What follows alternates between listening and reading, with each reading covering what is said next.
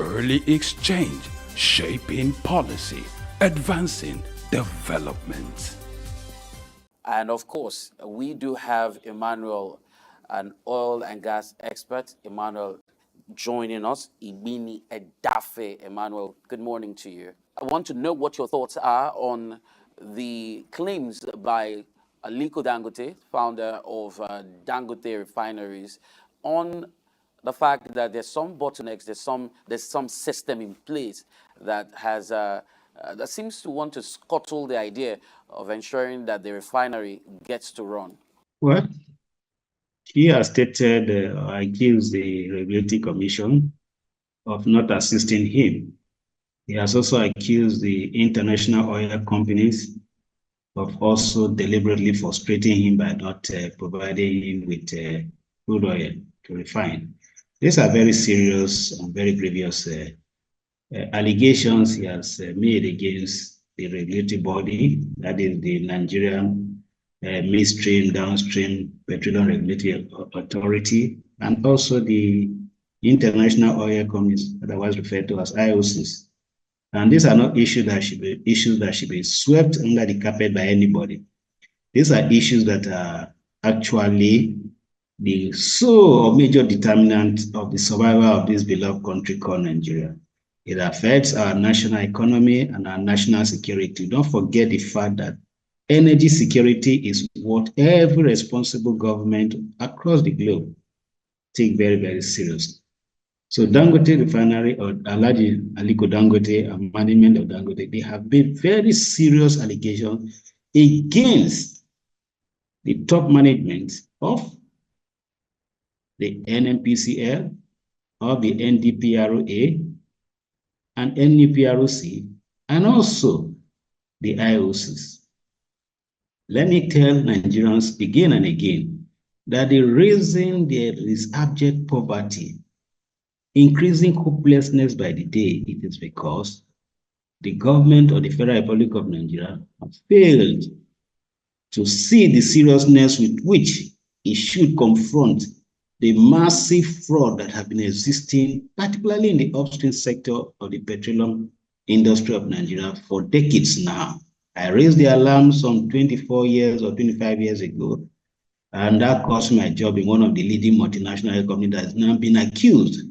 So the accusation by Dangote is one that should be taken seriously, lest we continue to have this sorry state we find ourselves. And don't forget, there are Nigerians who are saying no more again. They are planning to embark on a nationwide strike. And that worries me every day. And the solution to it is the patriotic courage I expect from the President and Commander-in-Chief of the Armed Forces, who is also the substantive Minister of Petroleum Resources by virtue of the advice I gave him to do so, and also the National Assembly, to rise to the occasion to rescue the Nigerian nation from imminent crisis by looking deeply into these allegations and calling some of us who are patriotically concerned about this country with word of experience in the petroleum sector to come before them and assist. Otherwise, I'm worried. All right, Emmanuel, the refinery, no doubt, will go a long way in improving Nigeria's economy and, of course, changing the fortunes. The reason we do have subsidy in the first place is because we do not refine crude within Nigeria. And as such, when you import, the cost goes up, and the end users are the ones who get to bear the brunt. Shouldn't the federal government of Nigeria be so interested to be on the forefront? Because the allegation here by Dangote is that he doesn't have access to crude, and as such has to buy crude from outside Nigeria, especially considering the fact that he does have the refinery plant within the country. So do you think that he's not getting enough support by the federal government? Do you think the federal government should give support or prioritize. There's also been talks about monopoly and the fact that it's a private business. But then the guest we had on the show just earlier had mentioned the fact that the federal government does have an equity stake, some percentage share in this business, if I might describe it that way, and of course should make it their business. But it's not business enough for the federal government. And I wonder how you take that. Well, first of all, this whole thing about not having crude oil, Dangote exporting or importing crude oil from outside this country, it's something that should be investigated. Dangote is a private company, okay, and before Dangote set out to establish this kind of refinery, it is expected that he should have made all necessary arrangement for getting his feedstock, that is the crude oil. Did he do this? Was there an agreement between him and the authorities in charge of our petroleum resources to say, look, we agree and commit to the fact that we are going to constantly supply your refinery with our crude oil? Was there any agreement to that effect? To the best of my knowledge, I know that, for instance, in my company, Total Energies E&P, we're in joint venture with the Nigerian government, you, my sister there, 200 million Nigerians through the NNPCL, in a 60-40 ratio, which means Nigerians own 60% of Total Energies Nigeria Limited in Nigeria, and then the Total company outside this country own 40%. And then also that applies to Shell, Ajib, and others who are in joint venture. And then we're also into profit sharing agreement with these same companies who operate offshore, so many of them. So what I'm trying to say here is that, please, Aliko Dangote should tell Nigerians, if indeed he had a commitment from the Nigerian government that 60% of our share of the crude oil we produce from all of these IOCs will be given to you to ensure that you get a feedstock of 600 or maybe 600,000 barrels per day. If there was no such agreement, then it is unfair of him to come now and begin to accuse the Nigerian government of not assisting him. You see, it's a private entity. You talked about Nigerians having shares in Dangote. You see, that is an issue we also raised. Personally, I queried that. What is the business of the Nigerian government in Dangote Refinery? That it just went, all we read in the newspaper and the media is that, oh, Nigeria has committed some billions of naira into that private business. That is not how to run. Meanwhile, these same Nigerians, we, you and I, my sister in the studio, and all of us, we own our own 4 refineries that have been grounded intentionally on the instructions or orders of some few persons in Abuja, so that they can continue to loot millions or billions of naira of our money through what they call turnaround maintenance. So why would I abandon my own refinery and then be showing interest in a private refinery? So I queried it, and people say, oh, it is good. The Nigerians should be shareholders in Dangote Refinery. In fact, we saw even National Assembly members trooping in and out of the refineries, going to have whatever it is, a view, and they be kept on as if the entire country now dependent on the Dangote refinery. And of course, that was what they made us to believe. That everybody is talking. I mean, those in government, they say, when Dangote refinery comes upstream, our problem in the petroleum sector will be resolved. The price of petroleum product will crash. And I say, wait a minute, what is wrong with those in government? You have 4 refineries.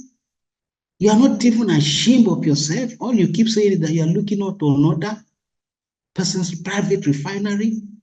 What kind of irresponsible thinking is that? What kind of unpatriotic? If they have their own money invested in Dangote, does that mean they should drag the whole of Nigeria into it? Our refineries are one of the best, most reliable in the country. I work in that industry. I know it inside out. I study petroleum engineering, mechanical, and also electrical electronics engineering. I live in Warri. The refinery in Warri is right behind me. I also live in Port Harcourt. So what are they telling us? I worked in the the upstream sector, onshore, offshore swamp. It is insulting that you see why they are all worried now. You see the way they took to Dangote Refinery last week. They want to go and see what are they seeing there. The more they go there, the more they see nothing, because most of them don't have the technical know-how. No doubt, Dangote Refinery is state-of-art technology. I saw, in fact, that lab I saw on television. I want to believe that there's no other modern lab, in this country that can compare with that lab. I commend him for that. I'm not in doubt that that refinery is okay. We should assist Dangote if there's need to assist him. But to make it look as if the entire country will have to depend on the Dangote refinery, that shouldn't happen. I have raised this alarm. I have warned them many years ago, but they wouldn't listen.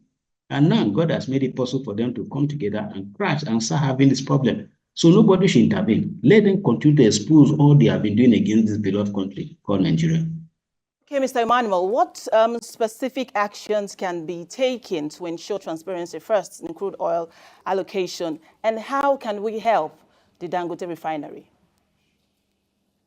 Your second question is, I've told you, I don't want to be dragged into Dangote refinery. My life does not depend on Dangote refinery. He should do his own private business. He should have known where to get his crude oil and who are his market targets. It's not my business. I'm not recruited for that. I'm concerned about the Nigeria as an economist, refineries. yes, with your qualifications. Okay, let's take it off from Dangote. If we have a refinery working, because we have 4 that's not working, what can be done? What can the Nigerians do to ensure that this works? If the federal government is not going to do anything, what can we do? What can we advise the federal government to do? First, let me inform Nigerians that I was the one who advised immediate past President Buhari to assume the position of substantive Minister of Petroleum Resources. And for 8 years, he heeded my advice. Unfortunately, he failed woefully in that regard, not because he didn't understand the industry or not patriotic enough, but I think he had a head challenge and things like that. And those he appointed failed him and betrayed him. I didn't stop at that. I advised President Tinubu the moment he was elected, and I said, look, that industry requires tough action. We must declare war. No Minister of Petroleum Resources can handle the kind of cartel we have in that sector. Only a commander-in-chief of the armed forces, and that is why Tinubu is Minister of Petroleum Resources. Unfortunately, many of those that he either inherited, who are now heads of most of the strategic agencies of government, NNPCL, NDPRC, NNDPRA. I'm sorry to say, they should be invited and queried. Query doesn't mean that making a conclusion, but to ask them to open their books and to tell Nigerians how far they have managed this critical national assignment given to them. Now, my concern, again, is that our refineries should work. You ask me, I'm a labor leader. I'm a veteran labor leader in the 90s, okay? And I have consistently told my colleagues in the labor movement that you have also failed this beloved country. Labor unionism is not all about fighting for improvement of salaries against government or your management, because if the country doesn't work, where would the money come from? Now they have signed 70,000 naira. I was expected 250, but where would the money come from? I told them, I said, go and take control of the refineries. Go and start those refineries. We have Nigerians who were employed, very competent, running these refineries before instruction came from abroad for this refinery to be shut down. Some of them were sent out of the system, forced out of early retirement. Go and take over your refinery state. You can take it over and run it. Those refineries didn't have any major operational or technical issues until they shut them down so that they can. You heard Dangote accuse them of 4 billion naira wasted in the name of turnaround maintenance. So it is the Nigerian labor. If you can shut down the entire country demanding for increase in minimum wage, why can't you take over the 4 refineries and get them working? I get. Okay, Emmanuel.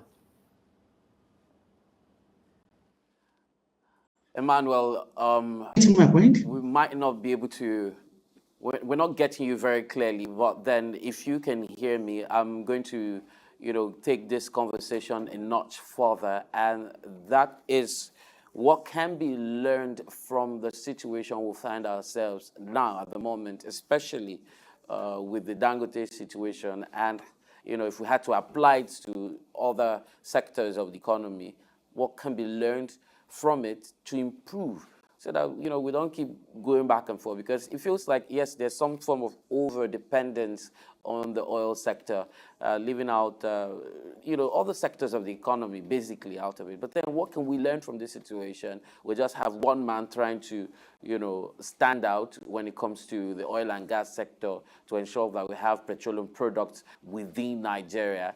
But yes, we've talked about the fact also that it's his personal business. You have been clear on that, Emmanuel. You have been very clear on that. But then what can we learn from this situation, applying it to other sectors of the economy?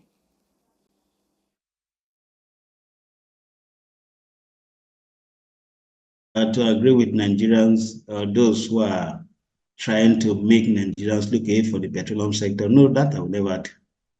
We must focus on the petroleum sector of Nigeria, particularly the upstream.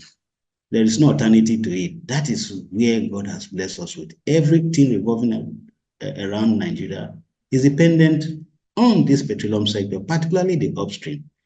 Look, you go to Saudi Arabia, it is a petroleum sector. You go to UAE, it's a petroleum sector. Russia can stand America today and the American allies in this unfortunate war with Ukraine. It's because of the petroleum sector. Have you heard of the principle of red gas? Have you seen red gas? It's deeper than that. So when they come and tell us that we should go green, our environment has been polluted, so we should look away from petrol, they are just deceiving Nigerians. And with my knowledge and experience, I will not accept that. It is the petroleum sector that should be restructured. I'm not a member of APC or PDP. I'm a leftist person, yet I came out in 2022-23 to vigorously campaign and vote for Bola Ahmed Tinubu to be president. The reason I did that is because of the patriotic courage he displayed when he was governor of Lagos State, and thereafter the political leader of Lagos State. Look at where Lagos State is today. Hate him or like him. And I said, this is the kind of patriotic courage that we need at the center to deal ruthlessly with those who are frustrating the petroleum sector and by extension, frustrating our country. I hope you know that the reason our Naira has become like a piece of paper worthless is because of the fact that we have failed in managing our petroleum resources. We go about borrowing every day from people who steal our own crude oil to make their own economies abroad to work. So please do not ask me a question with due respect that we should start thinking about a lesson looking somewhere else. I'm not saying that the petroleum wealth should be well managed for us to diversify, but not to abandon it. Up to today, the UAEs, the Qatars of this world, they have not looked away from the petroleum sector. Remember recently, this same government under President Tinubu invited Middle East investors from UAE, Saudi Arabia to come and do what? To come and invest in the petroleum sector. What kind of insult is that? We just make ourselves look so foolish before the international community. As if we don't have people with intelligence. We do, for crying out loud. We do. What has happened over the years, let me tell you, like you said, those who have been opportune to be in the helm of affairs decided to be unpatriotic. They now sat down, all they do is share oil blocks to themselves. Share oil blocks. You can hear the NDPRC leadership for the past few months, all they've been talking about is oil allocation, oil block allocation, bidding round and all that stuff. You don't do a thing like that. You don't do a thing like that. The oil sector is not an all-common affair. It is too strategic. It affects the national security of a country. This war against terrorists being fought by our gallant patriotic citizens in the military and security agencies cannot be won without the petroleum sector in the right ship.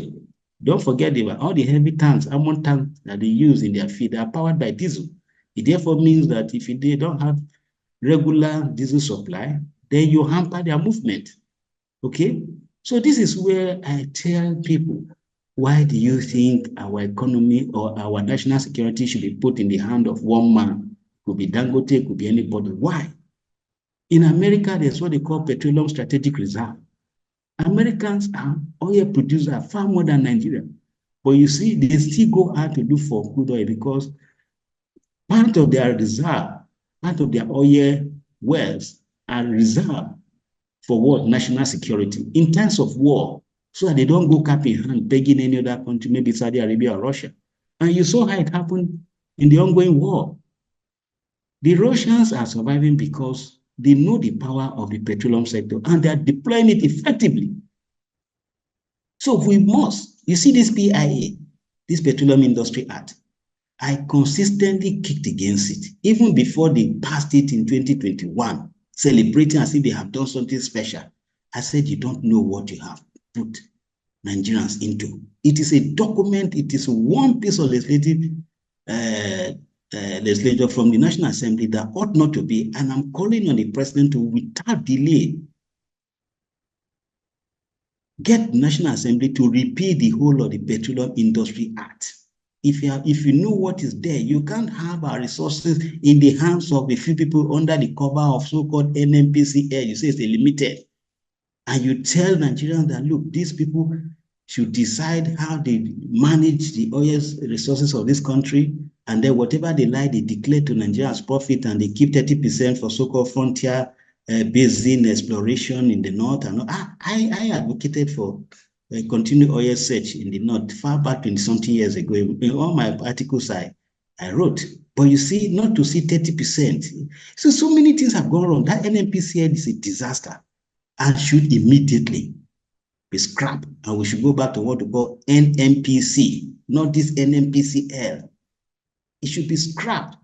That NDPRC that was formerly DPRO, and the NNDPRA that was also partly DPRO before, the Department of Petroleum Resources, they should go back to what they used to be. You don't run a country like this. You were so strong and vehement about going back to the NNPC as it were constituted before now. And of course, if I had to take your mind back to a certain Senator Ararumi, who had taken the federal government to court over the what's the word now I'm looking for, the business terminology, the transformation, or well, trying to convert the NNPC to what it is now. And I mean, initially he had succeeded because I think, you know, in the registration process, he had gotten ownership of some sort of the NNPCL as, you know, constituted at that time. What is your thoughts? Because you were trying to put forward the thought as to going back to the NNPC as constituted. It didn't feel like it was working at that point. It didn't feel like we were benefiting from the way it was as constituted. And now you're asking that we go back. It feels like you're asking us to go back to Egypt. You see Nigerians jackpot to other countries every day. But some of them have been very courageous to also come back, haven't gone there and seen that Nigeria is far better than where they thought was green. Okay, so going back to Egypt, if Egypt is better than where we are today via the NNPCL, why don't we go back to Egypt? Okay, now talking seriously, what is NNPC?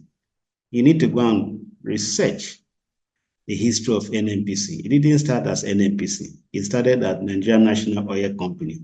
And how did it start? It is an idea of OPEC, oil producing exporting countries. It's a cartel of these oil producing and exporting countries, and for good reason. And the reason is patriotism. Now you have the oil industry that was dominated and manipulated many years before the formation of OPEC by the oil consuming Western countries, the industrialized nations. And then they did it in such a way that the interests of the host countries, the owners of the petroleum resource, didn't matter to them.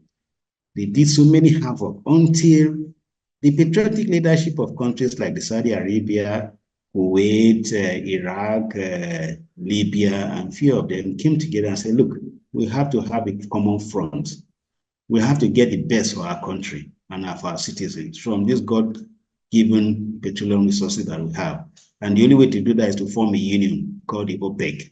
And the intention of the OPEC is to what? Defend the interests of member nations, which means for every dollar or for every barrel of crude oil, our national interest must come first.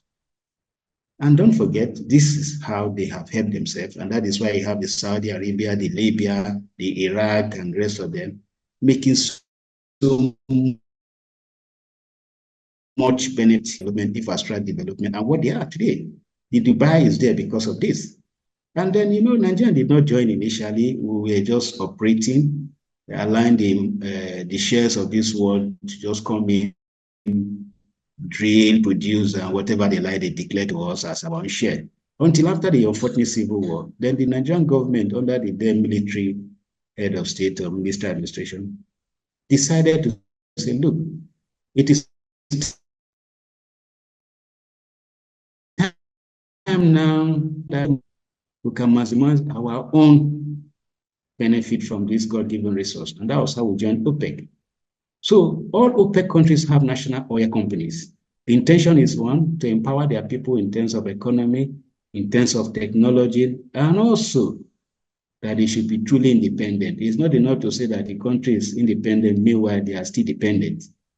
That was the idea. And they started well. The national oil company started well, very well. We had all the structures, the inspectorate department, which is now later DPRA. We had the investment arm of the national oil company, which is meant to monitor every naira invested in the joint venture to make sure that Nigerians are not being shortchanged. Because if you don't have a critical mind and patriotic people to say, look, for every, maybe for instance, a company A, which is a joint venture with Nigeria through the NNPCL, now wants to maybe explore a particular field and they need to buy or rent a rig. Probably the rig is supposed to cost $1,000 a day, which means Nigeria will pay $600 while they will pay $400.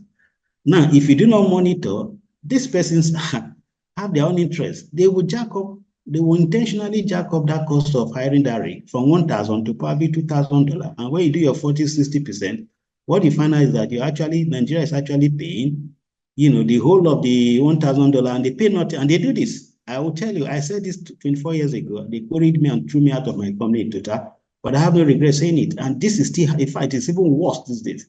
So they call them NAPIs, the Nigerian investment arm of the NNPC. Well structured, so you can say NNPC was properly structured. The thing is that over the years, don't forget the former or the immediate past President Buhari was Minister of Petroleum Resources when we had the NNOC. So he knows the industry very well. And when he became head of state, he made sure they appointed one of the most proven, incorruptible Nigeria, Professor David Wells, may so rest in peace, as the Minister of Petroleum Resources. Okay? So the NNPC was well structured. Everything was okay, except that somewhere along the line, certain persons who were appointed in the helm of the NNPC began to be unpatriotically corrupt. And then some also in the Ministry of Petroleum also joined in the corruption, the unpatriotic corruption. And then some also, as president or head of state, also got themselves involved and they started looting and there was no sense of patriotism anymore. So to solve it does not mean that you come and create an NNPCL that is even worse than the NNPC. Take it back to the NNPC, restructure everything as it was, and then begin to carry out a total investigation into the personnel and what they have done. You will see that it will be easy to root out those who have been responsible for the looting. Don't forget, some few years ago, a former GMD was caught in the act such that millions of dollars, US dollars, cash, were found in his house in Kaduna. Ask him where he got that money from. Nobody has asked that question. Nobody. And he's not the only one. There are so many. If you come to the international oil companies that are into joint venture, I swear. Thank you for staying with us. It's still the early exchange on Silk News Television. We would now dive into the AIPI discussion. Bara? Well, the AI preparedness index, Yes. if I must. And of course, it's a development where the IMF gets to assess if countries are ready to adopt a widespread usage of artificial intelligence. And if I had to link this to flight cancellation that was experienced by Delta Airways, Delta Lines, just a couple of weeks ago, yes, July 2024, due to a software glitch that's been attributed to a software update. And then you begin to ask, when we start depending on artificial intelligence so much and it fails, like I can hear from the MCR in my ears, and then at some point you're expecting AI to do the prompts, you know, where we now have that shift from the analog to digital, and then those prompts don't come. You're left in the middle But of there's an no ocean initiative without a that is, lifebuoy. 100% foolproof. Yes, but then there's a shift. There's an evolution that is creeping in gradually, and somehow a lot of people are not abreast with it. It feels like we might just be caught up with it, and before we realize that it's here. I'll give you an example. So people want to find out the definition of integrated science, or for example, biology. And then, you know, you're not going to a biology textbook anymore to find out the definition of biology. You're now depending on ChatGPT, Killbot, or, you know, any of those other softwares for some sort of insight, right? And then we now hear that if you depend on the materials you get from some of those AI softwares and you use it to make up an essay, that it can be flagged down in the process. Yes. And so we now have a situation whereby the good old days where we had people diving into research, making research, Manually. reading, and, you know, trying to come up with stuff, it's gradually eroding. Nobody's reading anymore. Nobody's researching anymore because you seem to have the responses and answers at the tip of your fingers. And so my problem with this, personally, is when you now depend on artificial intelligence for basically everything, and then you now have a glitch in the system like we had with the flight issue, which led to a halt in global travels, and in turn it affected the economy, because when people were unable to move across states, you know, they could not conduct businesses. Things seem to have come to a halt, so to say. It took a toll on the economy as a whole. And so for you now, you wake up in the morning at 5 a.m. and you start depending on an alarm system to wake you up, and it fails to wake you up at 5. And so you're unable, Sade, to get up at the right time. You're unable to get your makeup done. You're unable to get on the train. You're unable to get to work. It just seems like there's But you going do to know, be but you do know before the ripple effect. You know, before the innovation of AI, we did our things ourselves. Yes. We could work. The human body is designed in a way that, you know, you can get to sleep early and then tell yourself you want to wake up at a certain time, and you would without the clock. So what are we talking about? Anyways, this index was done across 174 countries, and you know, Denmark, Singapore, China, you know, are the most rated countries who are ready, you know, for AI intervention. Well, yes, a lot of countries, but then in Africa, how many countries are ready? Let's bring it back home. Yeah. How many countries are ready? How many countries have the infrastructure? I remember a certain time when, you know, there was this conversation about having a satellite. I think it was a Nikon sat. I can't remember. Put it up a satellite up there, you know, for Nigeria that will help with weather forecast and all that. And then you have some of the world powers having as much as 3, 4, 5 satellites in space. And so there's some level of efficiency. But here we've not even had a system where the automated teller machine, which is touted to operate for 24 hours, functions that effectively. TC, we don't At the even train have station, data. Shade, We don't have yesterday, data. at the train station, Yes. I experienced firsthand where someone's carry card did not work. Yes. And he almost missed the plane. The train. The train. Yeah, but you know, that's why you have stuff on ground who would do the stuff manually. You know, we need data.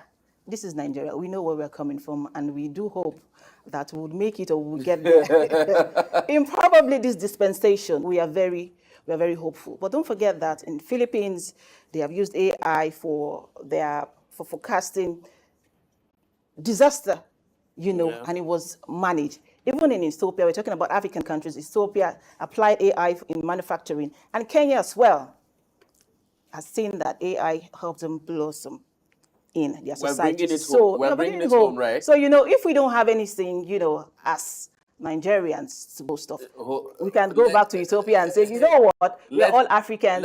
Let me bring up a salient point so that we don't miss this, Shade.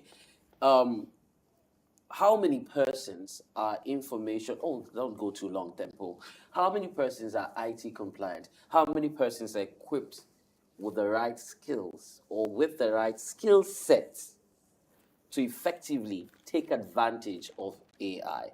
How many persons are even social media savvy? We have Facebook, Twitter, and so much. How did they take tweets this day? You know how it is with emerging economies. Yes. AI. These other countries who are have been said to, according to the survey, ready for AI. Don't go far. Did you study computer in secondary school? Yes, I did. Did you operate a computer in secondary school? No, I did not. I did after. I left the secondary school. But that was years ago. I want to put you on the spot. Okay. Now, private schools now, what are the basic functionalities of a computer system? You need to know the basics, which is, the fact that people say it's only MS Word and MS Excel. There are various, applications that you can realize be that you actually need electricity to power a computer set. Okay. And that's one of the factors that we have laptops that come with power packs, right? We have mobile devices that are equipped with AI. For crying out loud, Shade, we have electric cars finding their ways into sub-Saharan Africa. Now, the level of preparedness should go back, in my opinion, to the kindergarten classes, where you have tablets that are, its functionality has been set up for kindergartens, children within that age, toddlers. You start learning how to impute A, B, C. We have whiz kids all over the world who start coding at a very young age. And for me, I'll be a strong crusader for us to go back a time to catch them young, start inculcating. We have a problem with the fact that we've noticed that history-based. Our education system is theory-based. Yes, history is disappearing. It doesn't do any good. Right? And then you learn... History was taken out of the curriculum, of the educational curriculum in Nigeria. So you not have something like computer, theoretical computer. A computer is a device that you use to do and parts of a computer, central processing. We had this discussion yesterday, on early exchange, I think, that, we need more practicability, enough of the theories. We've gotten past the stage where it's skills that are selling now, whatever you can lay your hands on, whatever you can learn. And then with the help of AI as well. In this age and time, Shadi, when remote jobs arrive, when the highest paid jobs are people who have digital skills, and then you can work from anywhere in the world. All you have to do is deliver back end, front end. These are conversations that, we've been talking about oil and gas in the first part, but then nobody's talking about information and technology. And that's why I wanted to take our last guest, Emmanuel, on diversification of the economy.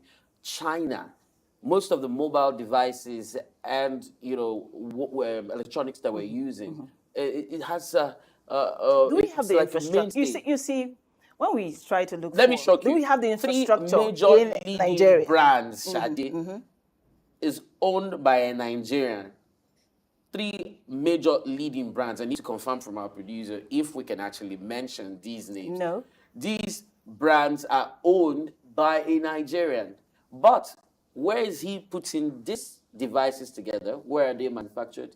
In Outside China. the country. That's what I'm saying. We don't have the infrastructure for these things. And then you say if there's no infrastructure, then it means that my business will go down, because I have to go to a society where everything works. Well, first things first. Yeah. Let's go back to the primary school. Let's stop teaching computers theoretically. Let's stop, I don't know at what stage. Do you still use scientific calculators? No. Is this still a thing? In this age where you have a smart watch, you can take your call on your smart, Why do you watch. think we're called emerging economies? We are not there yet, but we'll get there. Well, we will be wrapping the conversation right here. And of course, there is a need for us as a country to look at the drawing board. In the words of some person, some school of thought, to say, go back to the drawing book. Some others would say, go back to the drawing board. But it's expedient that we look at it from the scratch. We start at the origin to inculcate certain skills. I'm talking about, with the issue of artificial intelligence. Are we prepared, especially, now where you have AI cams able to capture faces, where you have criminals running around in some parts of the world, and then how are they tracked? CCTV cameras. And so you look at sub-Saharan African countries, and we don't have the modalities, we don't have the expertise to effectively, manage this. And Sade has brought up a salient point, and she went back to the origin, the basics, and that is data. If you have data, let's know how many we are. Yes. How many persons are within the Nigeria. Because AI works with data only, Exactly. That's the first Garbage thing, in, the garbage issue. out. Yes. Gigo. So That's if you how don't have the computer data, works.